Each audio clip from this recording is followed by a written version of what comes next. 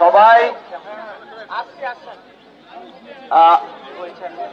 প্রথমত আমি অনেক পরে গিয়েছি, যাওয়ার কথাও ছিল না আমার, তখন চিফ সেক্রেটারি বেরিয়ে গেছিলেন, এডুকেশন সেক্রেটারি ছিলেন।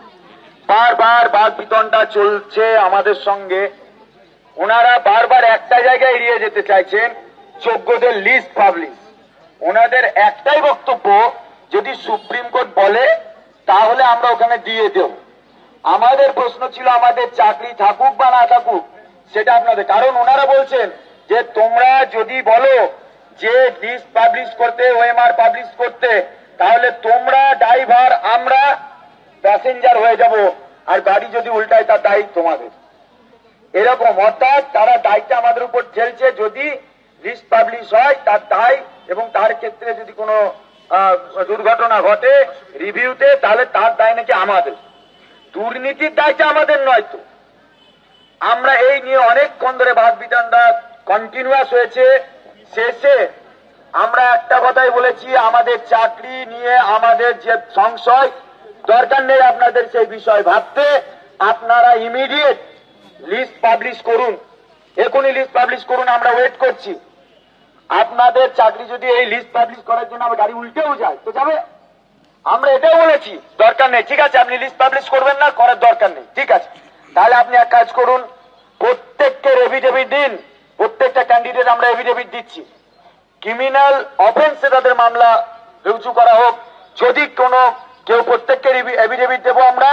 যদি যারা আমরা মনে করছি যে আমরা আনটেন্টেড ক্যান্ডিডেট, আমরা এসএসসি কে এফিডেভিট দিচ্ছি। আপনি সুপ্রিম কোর্টে ওগুলো প্লেস করুন, এবং আমাদের ভিত্তিতে আমাদেরকে তাহলে আপনি করুন, লিস্ট পাবলিশ করুন। সেখানটাও কার্যত এড়িয়ে যাওয়ার চেষ্টা হলো। আমরা লাস্ট পর্যন্ত আমরা যে জায়গায় আমাদের ধরেছি, এখনো পর্যন্ত লাস্ট উনি বলে গেলেন ঠিক আছে আমি এখন আবার সিএস এর কাছে যাচ্ছি। আমি গিয়ে আমি আর একবার মিটিং করছি, দিয়ে কি বলে, এবং প্রয়োজনের এক কাজ করো, তোমাদের লয়ার আমাদের লয়ার একসঙ্গে বসি, তারপরে তোমাদের লয়াররা যদি বলে তাহলে এটা করা যাবে। আমরা এই গল্প তো পুরনো হয়ে গেছে। বারবার এই কথাটা আমরা বলেছি যে আপনারা বসুন। বিকাশ ভবনের সামনেও 7 দিন ধরে আমরা অপেক্ষা করেছি।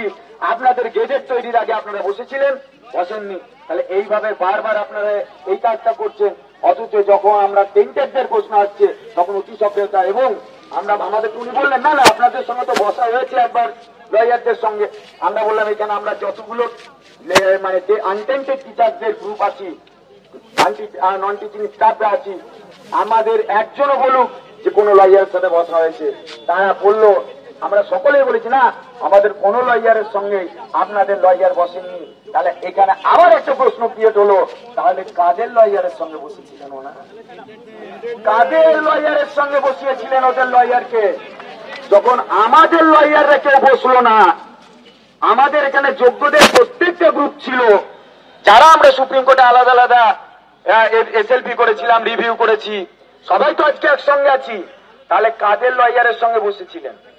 হ্যাঁ, গোপনে গোপনে ডুবে ডুবে জল খেলেও একটা না একটা দিন সত্য তো উদ্ঘাটিত হবেই, এবং সত্য আমরা হাইকোর্টেও দেখছি, সুপ্রিম কোর্টেও দেখছি।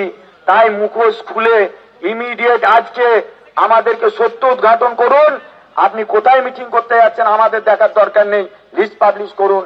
উনি লাস্ট এই কথাটা বলে আমরা এখান থেকে আমরা বেরিয়েছি। এবং অফিসিয়াল ওয়েবসাইটে আপনারা পাবলিশ করবেন, তবে আমরা উঠব। আর এখনো পর্যন্ত আমরা এখানে আছি। আমরা দেখতে চাই কখন ওনারা, আমরা ওয়েবসাইট চেক করছি, কখন ওনারা লিস্ট পাবলিশ করবেন, সেই জায়গাটাতে আমরা দাঁড়িয়ে আছি। এখানে পুলিশ আধিকারিকরা আছে। আবারও কথা বলছি, ওনাদের কি আলোচনা হলো আমরা ওদের কাছে জানতে চাইবো, তবে অন্য কথা। আলোচনা করতে গিয়েছেন, সেই আলোচনা থেকে উনি আসুক, উনি বলুক, খবর পাঠান পুলিশ আধিকারিকদের মারফত কি চাইছেন, শেষ কি সিদ্ধান্ত হলো আমরা অপেক্ষা করছি। মৃন্ময়দা আছেন, মৃন্ময়দা বলছে এখনই, সময়সীমা কিছু নেই, এখনই বলে দিয়েছি, এখনই।